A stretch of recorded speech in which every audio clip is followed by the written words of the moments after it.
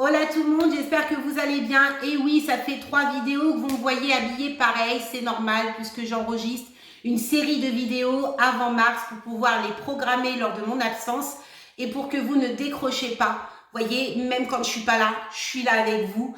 Donc croyez-moi, c'est beaucoup d'énergie. Donc mettez-moi ce petit pouce vers le haut parce que vous imaginez pas, ça fait déjà, il fait nuit et ça doit faire X temps que je suis là à vous préparer toutes ces vidéos. Et ça me fait chaud au cœur, ça me fait plaisir. Et n'hésitez pas à me donner aussi un peu de force, ça fait toujours du bien. Moi, c'est Louise Margotto. Pour ceux qui ne me connaissent pas, je suis passionnée du monde soignant. J'accompagne depuis un certain nombre de temps les nouveaux élèves du nouveau référentiel à acquérir plus facilement leur diplôme à travers les réseaux sociaux et pas seulement, puisque je me déplace également en IFAS. Oui, tu as dû peut-être me voir être membre du jury pour les sélections d'entrée en IFAS ou voir même te faire court sur beaucoup de thèmes.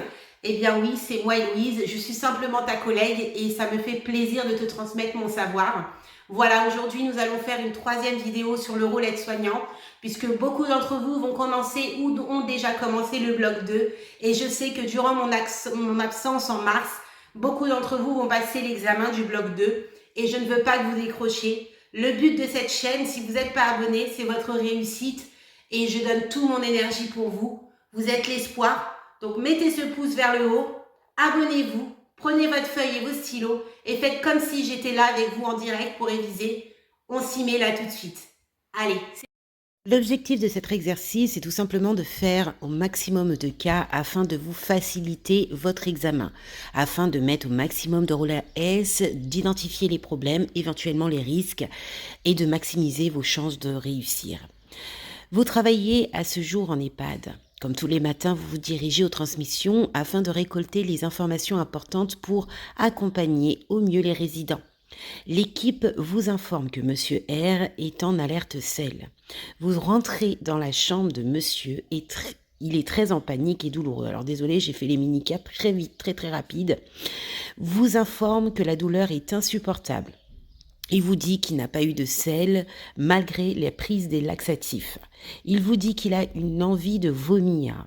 Vous lui faites donc une évaluation de la douleur qui est positionnée à 7 sur 10. Vous constatez également que son abdomen est dur et gonflé. Vous prenez ses paramètres vitaux, sa tension est à 130-20 minuets de mercure, une SAT à 96 et le reste, ça a coupé. C'est pas grave puisque on veut se centrer sur ce qu'on voit en haut. Alors vous faites en fonction de la méthodologie de votre établissement. Bien sûr, ce sont des mini-cas. Donc, il manque des informations, quel âge il a, pourquoi il en est pas, quelles sont ses pathologies. Tout simplement parce que je veux que vous vous centrez sur le risque identifié sur ce mini-cas. Le problème et le risque. Vous faites en fonction de la méthodologie de votre établissement, mais nous, là, on va travailler un tableau qu'une abonnée m'a demandé. Donc, voici ce tableau. Ce tableau, ça va être problème, risque, action et résultat. Si tu as le même, eh bien, je t'invite à t'en imprégner. Si tu n'as pas le même, c'est pas grave, puisque l'objectif est d'identifier le risque et le problème. Et bien sûr, tes actions seront exactement les mêmes. Donc, plus tu mettras des actions, mieux ce sera. Donc, je t'invite à mettre sur pause tout de suite maintenant, à faire cet exercice et ensuite, juste après, tu auras la correction. Voici le tableau que vous voyez. Donc ici, c'est le tableau problème, risque, action et résultat. Bien sûr, vous faites avec la méthode que vous utilisez en formation.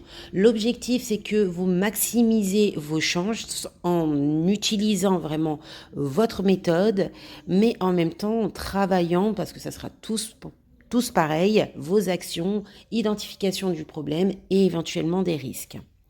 Alors ici, c'est un cas où on a quand même des signes qui nous fait dire que il y a peut-être un risque d'occlusion quelque part.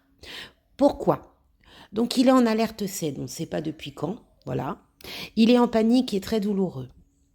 Le VA est à 7 sur 10, donc il est très douloureux. Malgré les laxatives mises en place, aucune selle jusqu'à ce jour.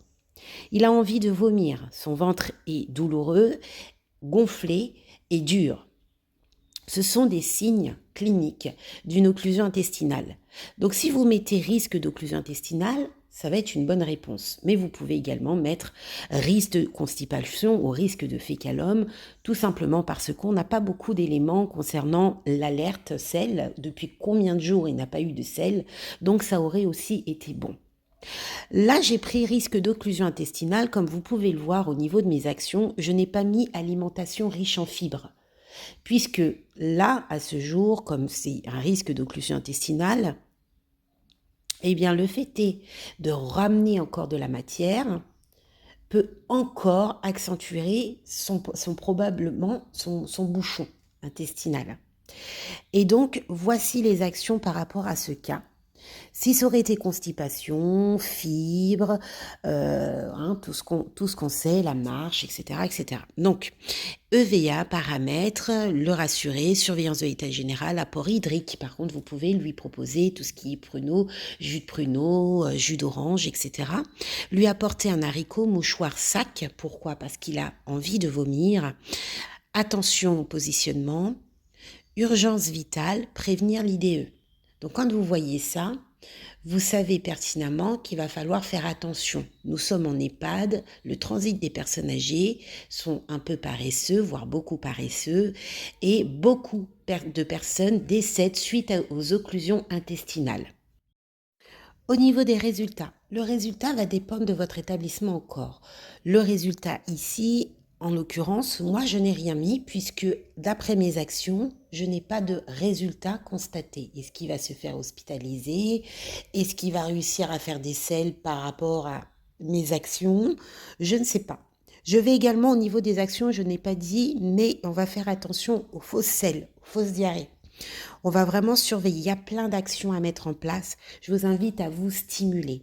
Peu importe le risque que vous avez choisi, que ce soit occlusion intestinale, constipation ou fécalome, vous avez des actions, eh bien stimulez ces actions-là, mettez-en en maximum, faites-vous des petites fiches, gardez-les dans votre poche et si vous avez l'occasion, plastifiez-les.